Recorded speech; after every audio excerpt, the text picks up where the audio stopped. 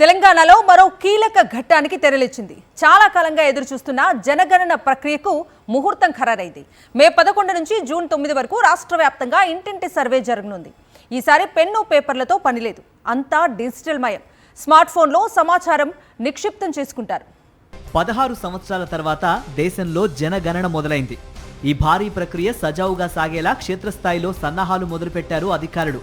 April 26 నుంచి మే 10 లోపు పౌరులే స్వయంగా తమ వివరాలను సెన్సస్ పోర్టల్లో నమోదు చేసుకోవచ్చు.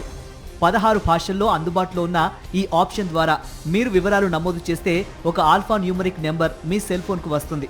ఎన్యూమరేటర్ ఇంటికి వచ్చినప్పుడు ఆ నెంబర్ చూపిస్తే సరిపోతుంది. ఇంటి నిర్మాణం నుండి ఇంట్లో ఉన్న టీవీ, ఇంటర్నెట్, కారు, సైకిల్, వంట గ్యాస్, టాయిలెట్ సౌకర్యాల వరకు 34 రకాల ప్రశ్నలకు పౌరులు సమాధానాలు చెప్పాల్సి ఉంటుంది.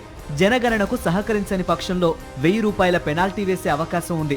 రాష్ట్ర వ్యాప్తంగా 76,000 మంది ఉపాధ్యాయుల్ని ఎన్యూమరేటర్లుగా రంగంలోకి దించుతున్నారు.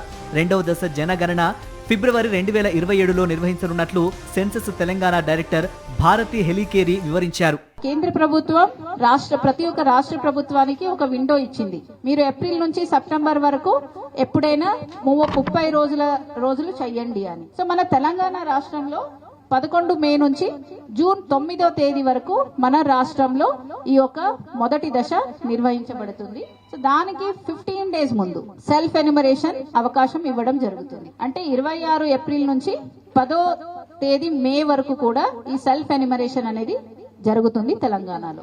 డేటా సేకరణలో పారదర్శకత కోసం ప్రతి 6 నుంచి 7 ఎన్యూమరేటర్లకు ఒక సూపర్వైజర్ను నియమించారు. ఎన్యూమరేటర్ అడిగే ప్రశ్నలకు సరైన సమాధానం ఇవ్వటం పౌరుల బాధ్యత. రేపటి ప్రభుత్వ పథకాలు, భవిష్యత్తు ప్రణాళికలకు ఈ డేటానే పునాది కానుంది. దేశంలో చివరిగా 2011లో జనగణన జరిగింది.